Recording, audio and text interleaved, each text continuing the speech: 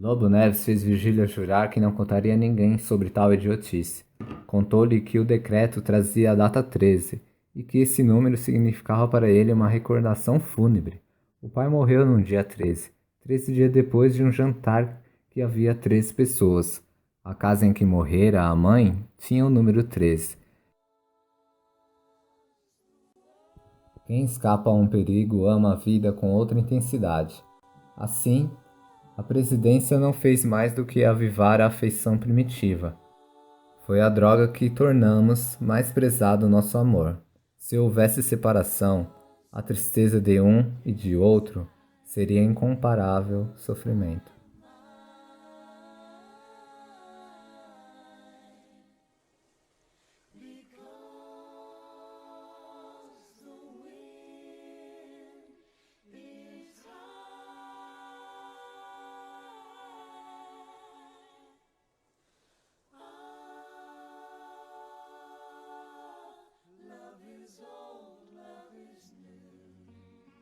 Um dia Virgília me pareceu diferente do que era, e quando me contou o motivo, nada mais importava. Olhos do mundo, zelos do marido, conflitos políticos, revoluções, terremotos, nada. Um filho. Esta era minha preocupação exclusiva daquele tempo. Foram semanas de alegria, esperança, medo por parte da Virgília por já ter sofrido e ficado à beira da morte com seu primeiro filho. Semanas boas, de um fruto que teria sido maravilhoso se tivesse conseguido sobreviver mais do que poucas semanas. Após a imensurável tragédia, uma simples carta começou a destruir tudo o que restava de mim e Virgília. Era anônima a carta escrita a Lobo Neves, na qual tudo o que vivemos lhe foi dito. Virgília negou tudo. Neves engoliu suas negações e alegações. Sobrevivemos. Mandei uma carta para Virgília, a fim de que as coisas se acertassem. Fosse como fosse, tudo estava explicado, mas não perdoado, e menos ainda esquecido. Quincas Borba teve a reviravolta em sua vida, vinda de uma herança de alguns pares de contos de réis de um velho tio de Barbacena, é claro. Disse-me ele que a simplicidade não era necessária para entender o humanitismo, e menos ainda praticá-lo, que essa filosofia acomodava-se facilmente com os prazeres da vida, inclusive a mesa, o espetáculo e os amores, e que, ao contrário, a simplicidade podia indicar que certa tendência para o misticismo, o qual era a expressão acabada da tolice humana.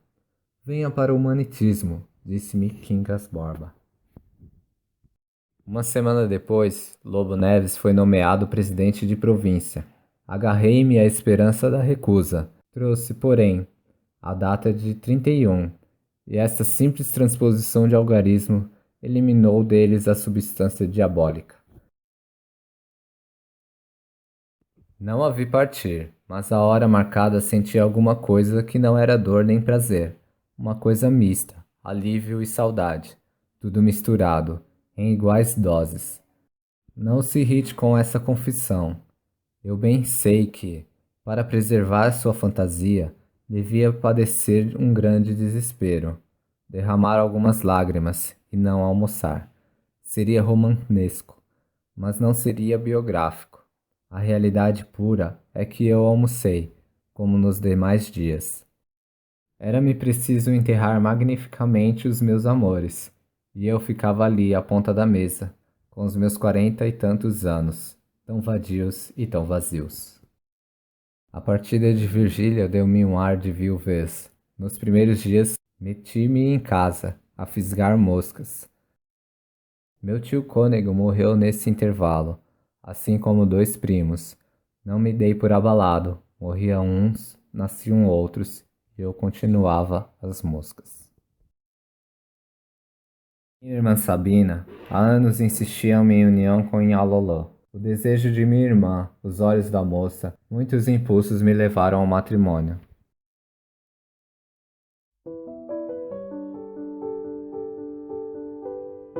O epitáfio diz tudo: morte, o desespero da família, o enterro. Ficam sabendo que morreu. Acrescentarei que foi por ocasião da primeira entrada de febre amarela. Não digo mais nada, a não ser que acompanhei até meu último fôlego e me despedi triste, mas sem lágrimas, concluí que talvez não a amasse tanto. Quincas Borba explicou-me que epidemias eram úteis à espécie, embora desastrosas para uma certa porção de indivíduos. Fez-me notar que, por mais horrendo que fosse o espetáculo, havia uma vantagem de muito peso: a sobrevivência do maior número. Eu era deputado e Lobo Neves, o orador. A onda da vida trouxe-nos à mesma praia, como duas botelhas de náufragos. Ele contendo o seu ressentimento, eu devendo conter o meu remorso. Estava eu conversando com um oficial da Marinha, quando me arrancou a confissão dos amores de Virgília, enquanto ela descia pelas escadas. Tinha eu 50 anos, portanto era a minha vida também que descia a escada abaixo. Após uma conversa motivadora com Quincas, decidi mudar totalmente o rumo da minha vida. Façamo-nos governo, é tempo. Eu não havia intervido até então nos grandes debates. Eu precisava me apoderar da tribuna. Há coisas que melhor se dizem calando. Apenas imaginei o desespero, a dor, o abatimento do dia em que perdi a cadeira da Câmara dos Deputados. A fim de fazer-me esquecer sobre o meu fracasso total, saímos Quincas e eu.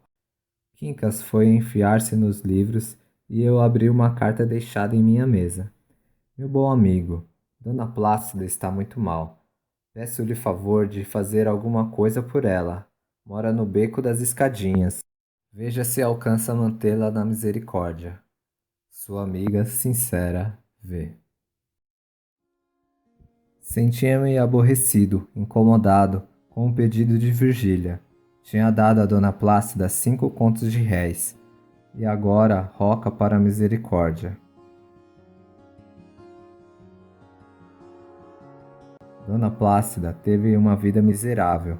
Nunca se casou. Teve uma filha que lhe abandonou para viver com um rapaz. Só foi explorada e maltratada, desde criança.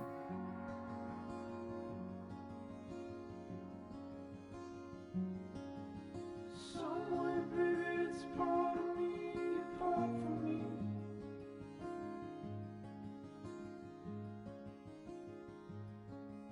Your rain waves the hollow. Meu primeiro jornal encheu-me a alma de uma vasta aurora. Restituiu-me a leveza da mocidade. 6 meses depois, batia a hora da velhice, e daí a 2 semanas a da morte.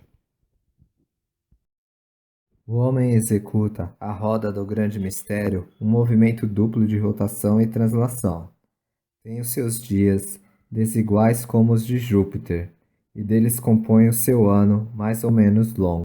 No momento em que eu terminava o meu movimento de rotação, concluía Lobo Neves o seu movimento de translação. Morria com o pé na escada ministerial. Correu ao menos durante algumas semanas, que ele ia ser ministro. Não é possível que a notícia da morte me deixasse alguma tranquilidade, alívio e 1 ou 2 minutos de prazer.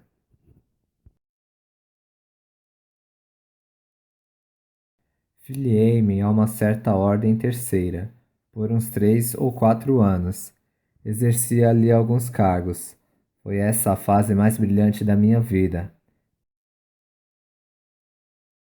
Vi morrer no hospital da ordem, adivinhem quem? A linda Marcela. A vi expirar, meia hora depois de visitá-la.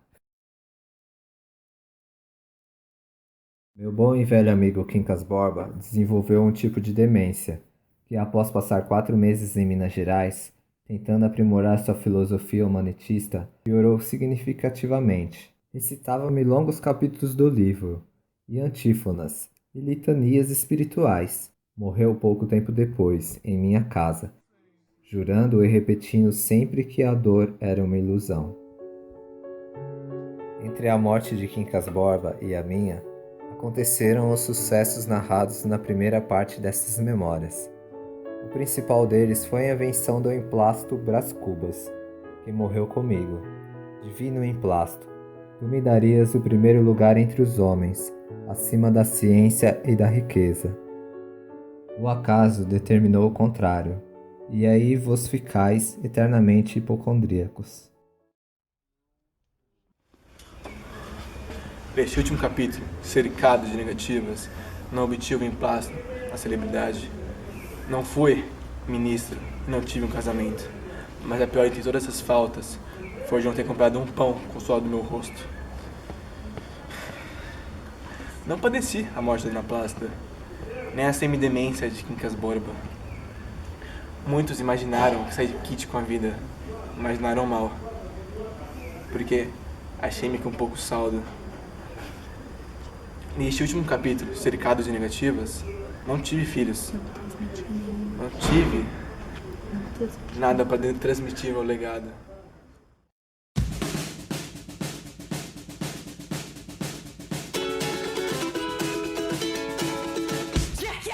Enter. Neste último capítulo, cercado de negativas... sim, tá. Me calo totalmente. Não digo nada.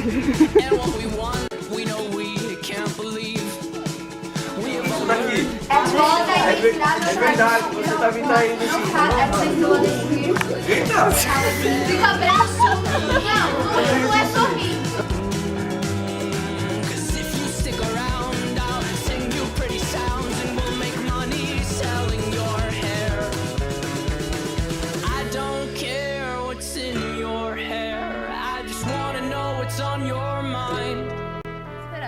Ai meu Deus, me disse Virgínia desesperada.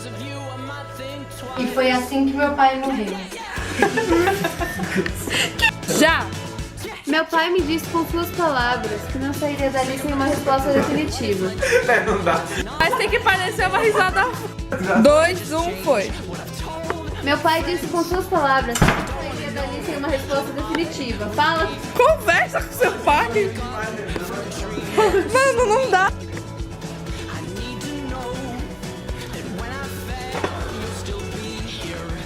Neste último capítulo, cercado de negativas, não cheguei a...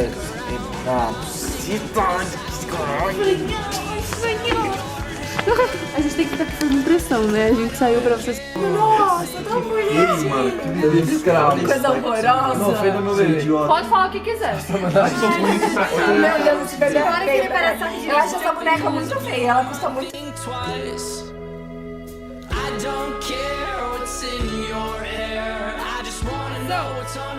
Meu pai, logo que soube dos 11 pontos, tirou de sua forma de resolver.